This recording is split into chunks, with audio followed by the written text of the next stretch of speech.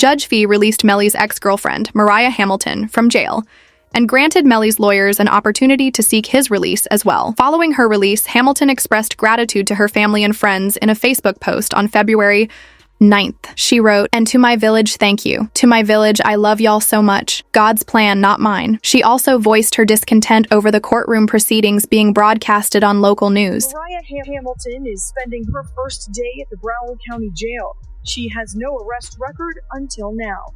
U.S. Border Patrol agents arrested her at Miami International Airport Monday after she arrived on an international flight. Court records show Hamilton was ordered to testify in Demon's first trial in 2023. However, the new judge took note of how long Melly has been in custody and acknowledged that he has spent over 2,100 days in jail. As a result, it was announced that Melly must make an informed decision regarding his legal representation. Let me repeat myself. Mr. Demons has to make an informed decision about who he wants his lawyers. He's now been sitting in our jail for 2,159 days. So,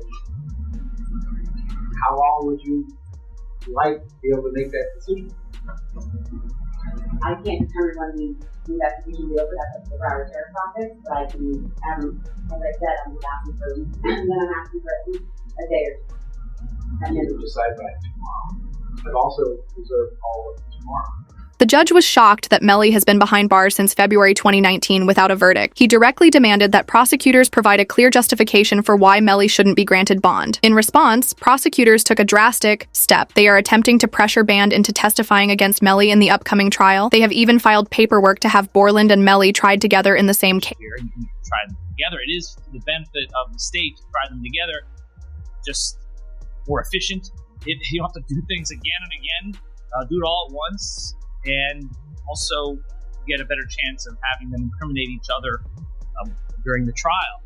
It benefits the defense to sever it. That way they can point the finger at each other and get away with it. So this is what's going on. But I don't think it should be automatically severed because the state is seeking penalty for Melly, because it's only the penalty phase of the trial that would be different, not the guilt phase. The guilt phase is the same. They're both capital crimes. We're seeking the penalty on one, not the other, but that goes into the second part of the trial, the penalty phase, only if Melly is found guilty. If Band is also being accused of taking out Sack Chaser and Juvie despite knowing he didn't, he may be forced to shift the blame onto Melly. Throughout the entire process, Band has remained loyal to Melly, except for the moment when Melly's legal team attempted to pin the crime on Bortlen during the first trial. Where his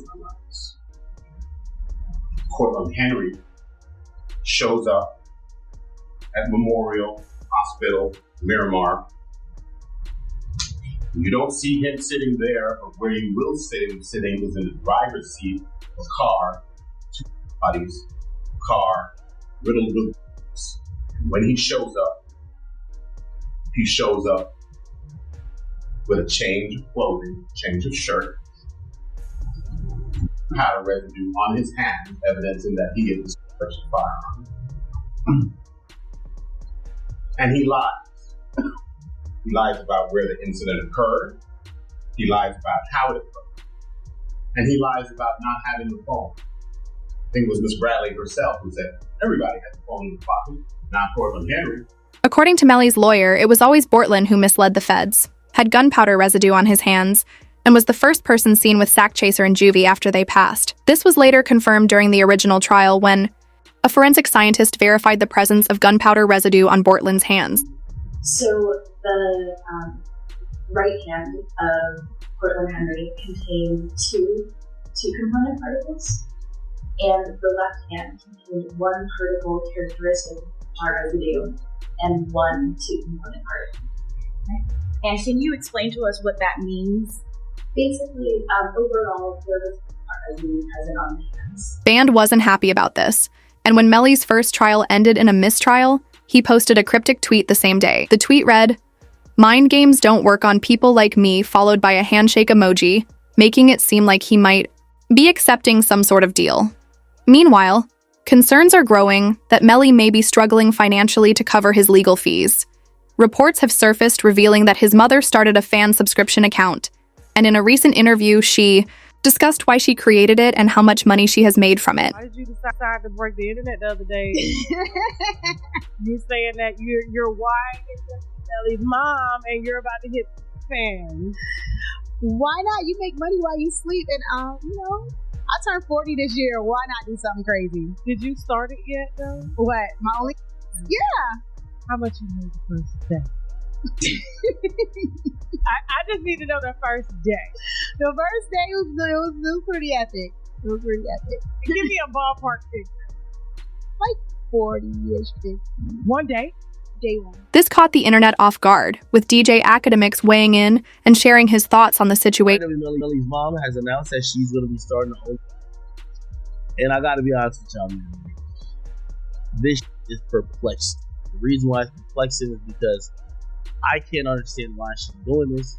Your son is fighting for his life. How much, there's certain mothers in hip hop, and you probably could name a few, I won't name all of them, that I feel like their son became stars, but they also wanted to be stars as well. Blueface's mom is one of them. The situation between Melly's mom and Melly, I always thought was interesting, but I never thought she would do this. If you're wondering if she's doing this for money, this can't be a money. Like, no way in hell. Academics believes the issue isn't about money, but social media disagrees. In an interview with No Jumper, Melly's mom and brother discussed the large amounts of money he's been spending. While his mom tried to make it seem like everything was fine, his brother openly criticized Melly's excessive spending habits. I would assume that he spent a lot of money on lawyers. Like an amount that would probably... That kid spent a lot of money on a lot of things that she's been spent on. Really? Like what else? And cars, jewelry. And he's not even out to wear the jewelry. I'm like, why are you buying jewelry? You're not here to wear the jewelry. No, definitely lawyers are probably the best thing you can spend. That's what I throw. But he's good with lawyers, bro. Like, money ain't an issue for him. Like, he's fine. But it's just like, there's a lot of stuff that should have went to lawyers that he didn't spend on lawyers. I'm like, bro. And now it's like, he don't even want the chain no more. In Melly's mother's defense, she has endured a lot throughout his ongoing trial and may be using this as a way to distract herself from the stress. There have been multiple occasions where Melly himself had to check in and ask if she...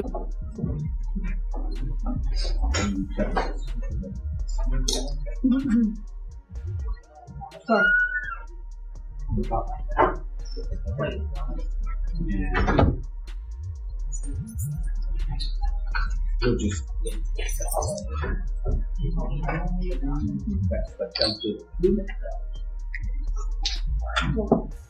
But did you know Melly's financial troubles are about to get even worse? The state is opening a new case against him for witness tampering, alleging that he was behind Mariah leaving the country and failing to appear for the first trial. If convicted, the charge alone could result in a life sentence. On top of that, since it's a completely separate case, Melly will have to spend even more money on legal fees to defend himself against the new charge. 6 new charges against Demmons and 2 others who were allegedly involved. The charges include tampering with a witness, directing the activities of a criminal, solicitation or conspiracy to commit tampering, and unlawful use of a two-way communication device.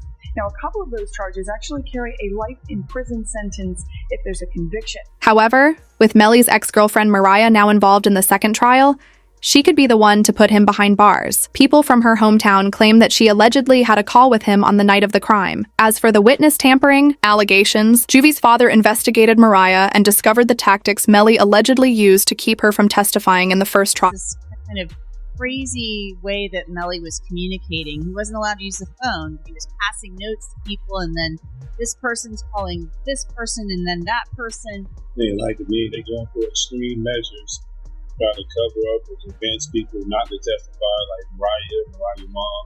They was using code words like Rihanna, and they said Rocky's baby mom. With the state now pursuing a witness tampering charge against Melly, they have completely cut off his access to jail phones and restricted him from reading his mail. In response, his mother, Jamie King, spoke out, calling it unfair since he has not been convicted of any charges. My son has not been convicted of anything, and even other inmates that have been convicted or anything, they have the right to use a telephone. They have a right to just to be allowed to write letters to their loved ones, to receive their mail. They hold his mail, they don't give it to him. With the jail revoking his privileges, it likely means they have evidence of tampering and are holding onto it for court.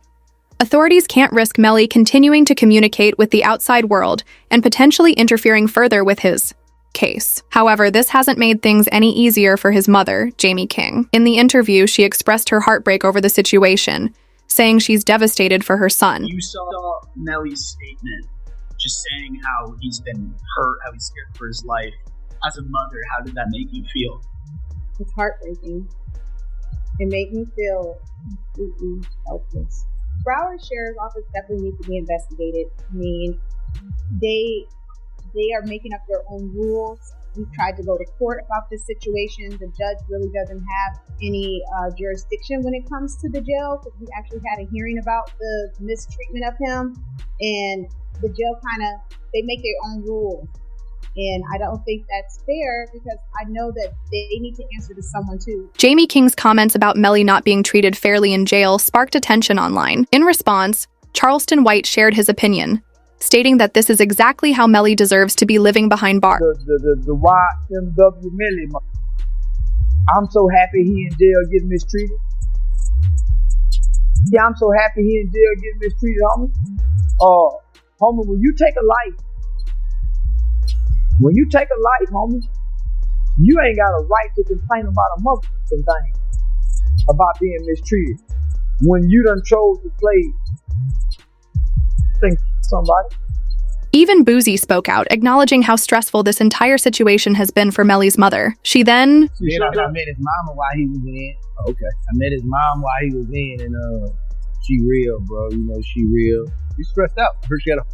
Yeah, she real, and I reached my hand out to him, cause I'm real. Yeah, I reached out to him, bro. I met his mom, and she a good woman, bro. When I see them mamas like that, it remind me of what my mom was going through. Bro. Melly's lawyers have been trying to present any piece of evidence they can to secure him a bond. When the new judge took over the case, they pointed out that prosecutors in the first trial had admitted that no firearm was ever found. So the first thing is I didn't have a firearm, so I can't know which firearm I'm going to use in order to replicate any of my tests. So I can't make tests for this determination because I don't know what was used.